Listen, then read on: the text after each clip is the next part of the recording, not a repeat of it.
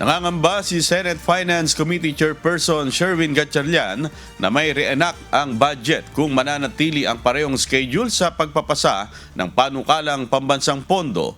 Ito'y matapos amining na antalang ratifikasyon ng bicameral report para sa 2026 General Appropriations Bill na karaniwang nararatipika sa ikalawang linggo ng Disyembre. Ngunit ngayon ay Disyembre 29 lamang na isagawa.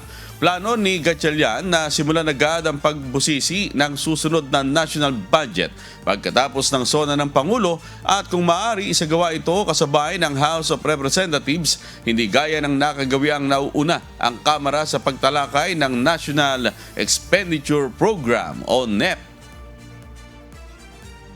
Iniisip ko kung kaya, once na nasubmit yung NEP, umpisa na kagad ng budget briefing. Ang nangyayari lang kasi pag submit ng NEP, wala pang detalye yung NEP.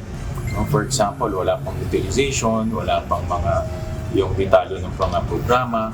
So it takes another 1 to 1.5 months bago makuha namin detalye. So we need to talk to DBM na pag-submit ng NEP, kompleto na pati utilization para diretso na yung hearing. Kasi yung pag-submit ng NEP, almost 2 months rin bago ng budget briefing kami dito.